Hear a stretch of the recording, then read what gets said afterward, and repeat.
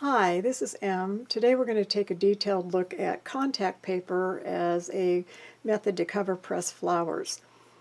This is the second in a little series I'm doing on 3 types of covers for flowers. The first one was looking at 4 different kinds of packing tape. I'll put a link below. There was an introduction for these 3 different covers that I'm going to go into detail about, which I'll also link below.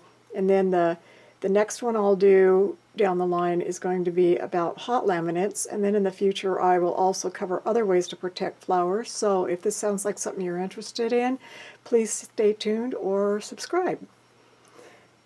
This that you're looking at now is things that have been covered with contact paper, and I thought we'd take a closer look because you might be wondering, what do you do with them once you cover them? And when we get into the process part of the video where I'm actually going to demonstrate covering arrangements that I've made with contact paper and then cutting them out into die cuts, this is what I do with them after I've done that process. Let's take a closer look. This is an example of items that I put flowers on a square, and I knew ahead of time which die cut I was going to use so that I made sure that my flowers didn't infringe upon the cut area. And then after I applied the contact paper, I die cut them. And I haven't used them in a project yet, but I have them ready and available.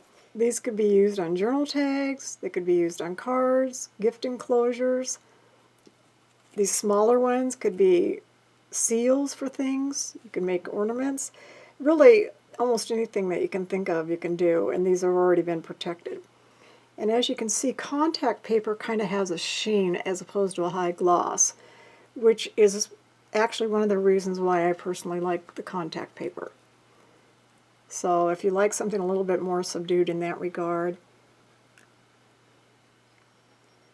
so you kind of see the sheen.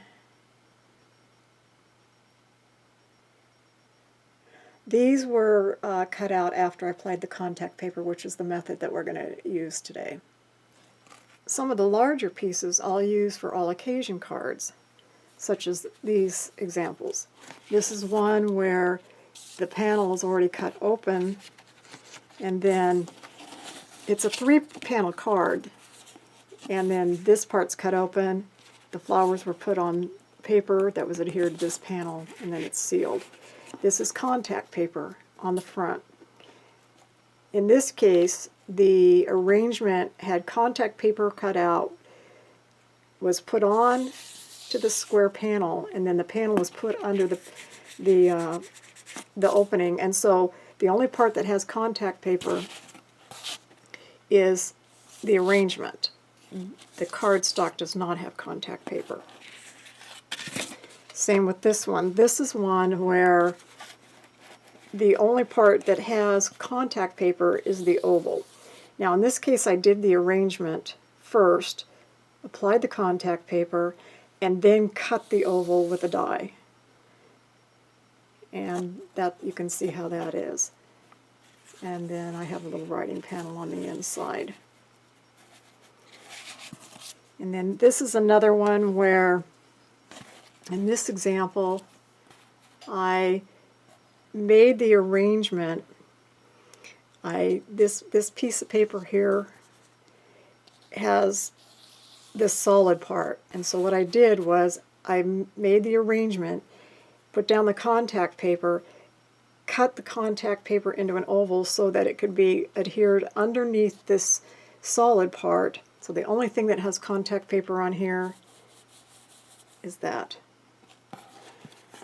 I didn't bring one down, but I do have some where the entire surface has been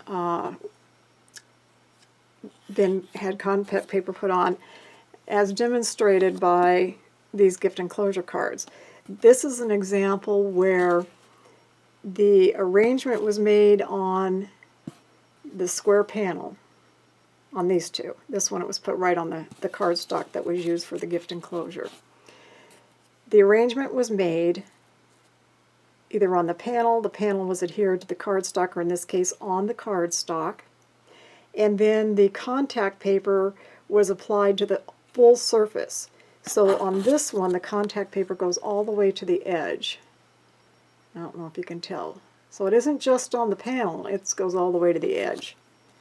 All of these go all the way to the edge. And like I say, I have some all occasion cards where the contact paper will go all the way to the edge. And that often will be the method that I choose if I put the arrangement down on the cardstock that I'm not going to subsequently die cut, but I want to protect the entire surface. So that's an example of two different ways that you can do that. Here's more of a country cottage type of a motif, and this was placed on paper. I knew I was going to cut it out with a circle type of a die, so I did the arrangement, in this case applied the flower, put the contact paper down and die cut it, and then applied it to the background. This is a Coreopsis type flower. And then this last one that I'll show you before we get started with the process is another one where it's in an oval where the card is already cut out. And the flowers again were placed on the paper, contact paper applied, and then cut into a square and then put behind the card stock. These are arrangements that I made last night to get ready for today's video. I don't think that we will probably apply contact to all of these, because after I do a couple of them, you'll have a good understanding of some different tips and techniques, and I'll probably save a couple of them for the hot laminate video. But I just wanted to go ahead and show you what I'm thinking and what I did to get started. First, let's talk about contact paper. There's a lot of different clear contact paper out there, and if you're wondering where to get it, pretty much any hardware store, even a lot of regular stores, if you go to the kitchen section for shelf liners and drawer liners and that type of thing, you'll find clear contact paper usually. Most of the time you'll see a lot of different designs, but you can also find clear. You can also find it on the internet if you type in shelf liner, clear shelf liner. And years ago I used to use the Contact brand contact paper, but I don't even know if they make a Contact brand contact paper anymore. At least I don't find it in my area. What we have in my area is called Magic Cover. That's the brand that I personally like, and I like it because it kind of remains flexible over time, meaning over the years, rather than, one thing I did notice about the Contact brand, but again I'm drawing back to probably 20 years ago, is that it would kind of want to shrink itself over time and kind of draw in, so your arrangements would kind of want to get, I don't know, a little weird. I don't know how to explain it. Whereas I haven't really noticed that with the Magic Cover, because I'll make arrangements and I'll keep them for myself, my own little things, and so that I can see how things wear over time. And I've been real happy with this. Now, having said that, I've got two different colors here, and I'm going, well, what's the difference? Because they're both clear, they both have the same information on them, and they're both Magic Cover. Maybe that one says Magic Cover. Magic Cover, self-adhesive vinyl decorative coverings.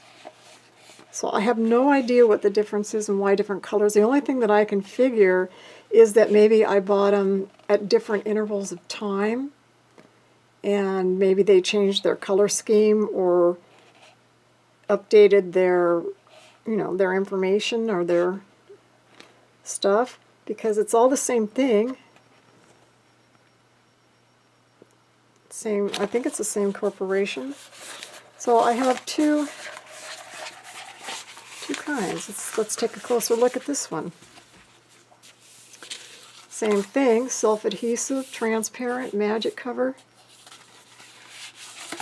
And then just unroll it a little bit more. See if we can find the company.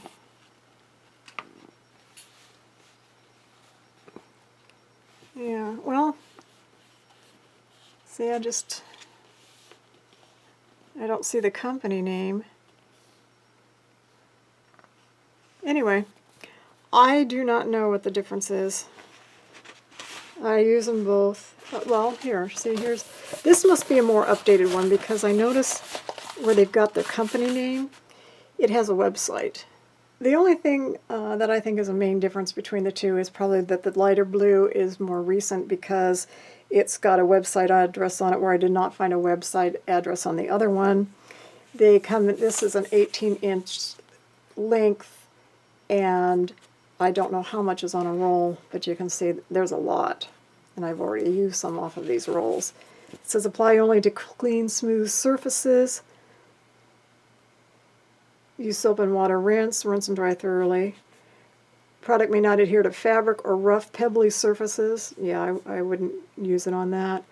Raw wood and water-based paint must first be given a coat of varnish or shellac, probably to make it so it's not so porous. But with the flower applications, I've never had any issues, so I'd say it works fine for that.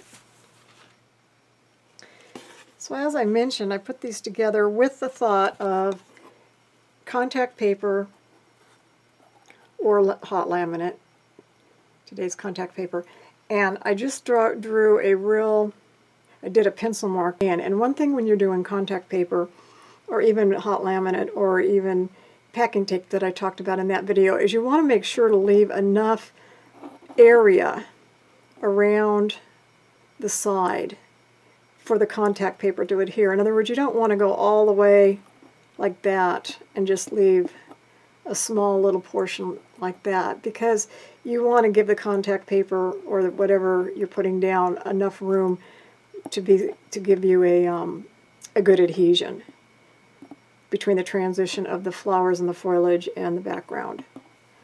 So here's one, and then I've got this die allocated to another one that I'll show you in a minute, but here's this is larkspur. The pink one that I showed you in the heart, that was larkspur. This is blue larkspur and oregano florets. And then this one is buttercup, and then the back side of Alpine Lady's Mantle.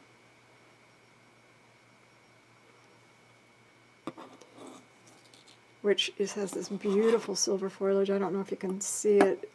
You can see how sheeny it is. Oh, this is just gorgeous. And then this one it's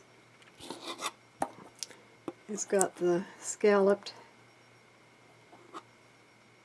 This is anemone. This is the fall anemone that grows by roots as opposed to the spring, early summer anemone, which is more like a corm. These are alyssum florets. And then this is lupin and Queen Anne's lace. This is azalea, blooms in the springtime around here. And then this one I will probably do with the hot laminate, because when you watch the packing tape video, you'll see where a couple of these really sheer leaves pulled up and got folded over and mangled. And so I'll probably save this for the hot laminate, just because this is so sheer that it might pull up. We'll see. I haven't decided yet. So those are the things that we've got going in the hopper, so to speak, today. Okay, the first thing that we're going to do is pull one of our arrangements. And I think we're going to go ahead and start small and work our way up. So we don't need our die right now, so we're going to set that aside. We just want to cut a piece of contact paper that is bigger than this surface that we're going to cover. Just going to take this, and I'm going to go ahead and cut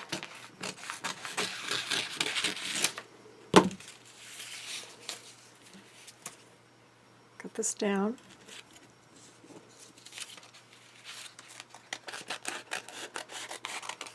And then we'll set this off to the side.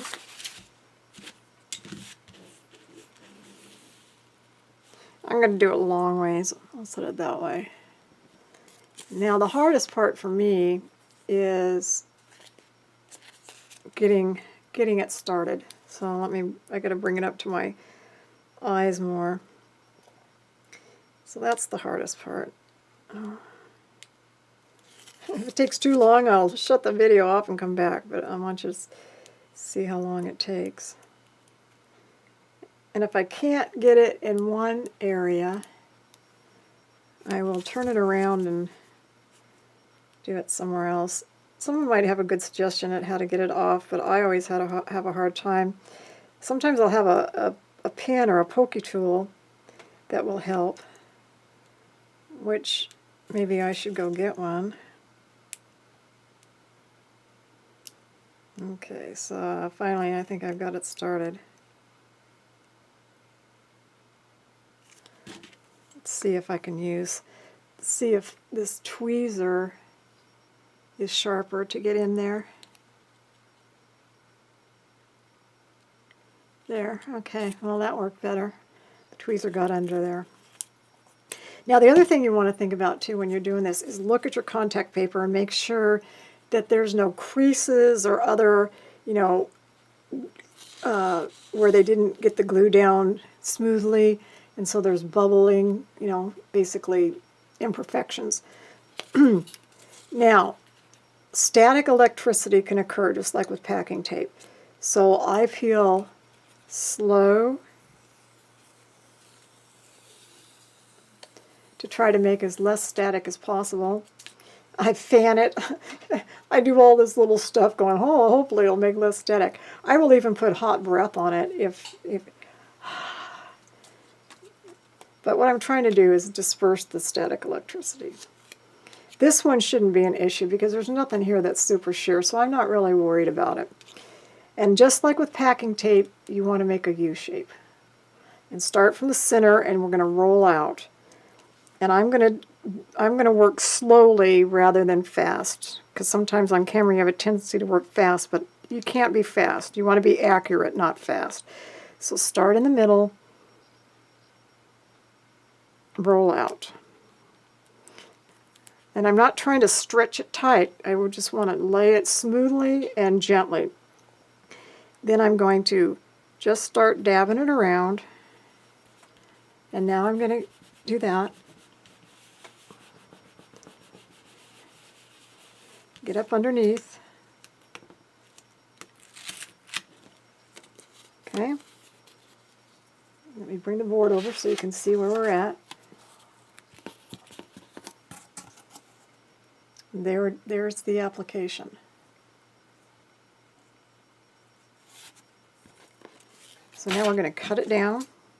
Now see, I know at least from my pencil marks that I can cut it down to here, and it won't be an issue. That way we won't have so much stickiness to be dealing with when I'm going to take this over to the die cut, and then we're going to cut it out. Now, if you don't have one of these, when I say cutting machines, it's just one of these. Sizzix makes them. This is a vintage brand where you run it through. I've got a magnetic base for it since these are thinlets. If you don't have fancy scissors or you don't have something like that, just cut it out into a square and then round the corners. It doesn't have to be fancy. So don't not do something just because you don't have a die machine. I invested in one many years ago because I needed one for my business, but I didn't have one for years and years and years, and found ways to do things. So hold on and I'll go die cut. Okay, I've die cut it out, and because those metal plates for the thinlets, the die oftentimes will move around, I have this removable tape that I use. And as you can see, I put a little piece right up in here to keep the die from moving when I cut it. So there's tape there. I'm going to take the tape off, and I put it on the side of my tape dispenser so I can use it again. And now we'll just take it apart. And there you go. Okay, so that one's done. Let's do another one. What do we want to do? Let's do scalloped. See if we have a piece cut that's big enough. Is this going to be big enough? Yes, this will be big enough. I'm just going to trim down this off of here. You don't need this anymore. We just, for right now, we just need to make sure that we check out our paper, make sure our paper looks good. Get the backing off. I'm going to use my tweezers again. See, that seemed to work better last time because of the narrow tips to get up under there.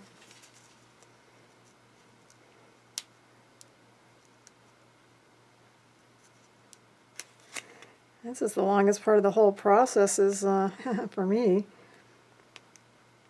It's getting up under there. I'm using my thumb. I said I was going to use the tweezers, but I'm not. Alright, let's try the tweezers now. Finally, be forewarned that this is very time consuming, so don't let yourself get frustrated. But you might be more successful than me. I've always had a hard time. Again, I'm peeling it off slowly. I wave it around just because. Put a little hot air on. Let it sit for a minute. Again, there's nothing really on here that should pull up. These are pretty good pieces. And you might have heard me talk before, but when I glue, I generally only glue the center and the parts where they come together. See, these aren't glued down solid. I generally, when I'm covering things, I don't glue them down solid because I don't like the look. I like the freedom of them to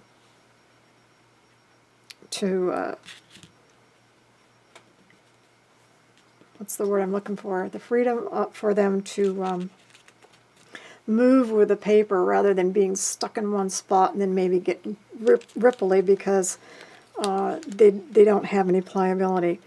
So again, we're going to make our U, make sure that we're over our design so that when we lay our paper down, it covers what we want it to cover. Gently just roll. And that's it. Tap, tap, tap. Then we can start smoothing the paper around the design.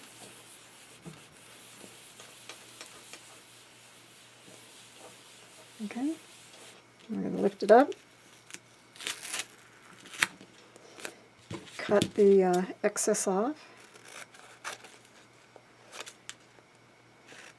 This is probably, in thinking about whether to use the pencil or not, it would probably be the one reason that I'd pencil around a real loose outline, is just so you know where to cut the excess off without having to hold the die as the template. So we'll take this over and cut it out, and I'll be back and show you what it looks like. Okay, so it's cut out. There's our tape.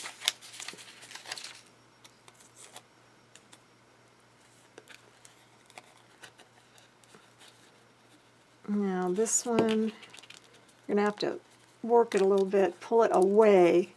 Use your finger right under where it cut and pull it away. The reason why I cut it on a piece of just copy paper is because my platens are all, they need to be replaced, and it makes, because it's been used so many times, it leaves markings on the back. So in order to alleviate that and make this look more pretty, I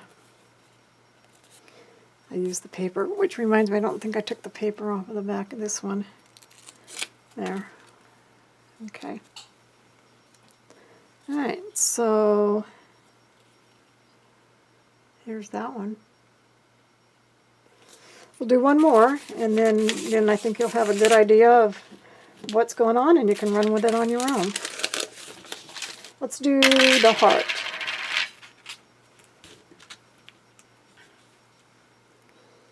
Okay, so we don't need to dye right now, we just need to cut a piece of contact paper. Let's use our lighter blue contact paper this time.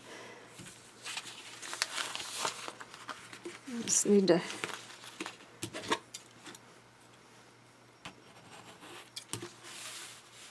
cut a piece of contact paper. Take the backing off, see if I can do it a little faster this time where I don't have to shut the camera off. Okay, it looks like I'm starting to get it started. I've got a pocket. Okay, here we go. I got it now. And again, I'm going to roll it off slow.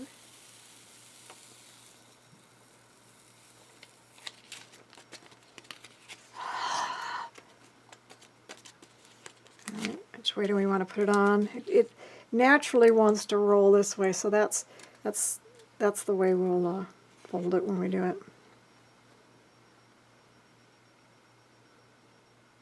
There's nothing on here that I'm worried about lifting. Okay, tap, tap, tap. Go around the edges. I usually go around the edges first, and then I kind of work and seal in the flowers there. Okay. Cut off the excess.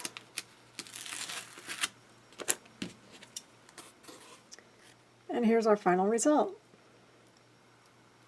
So as you can see, if you like the sheen look, contact paper works really well. It encases them. It's very silky smooth as far as the feel is concerned. And now you have an element that you can use for whatever you want. I hope that's given you some ideas and techniques for how to use contact paper. And thank you for tuning in, and you have a wonderful day.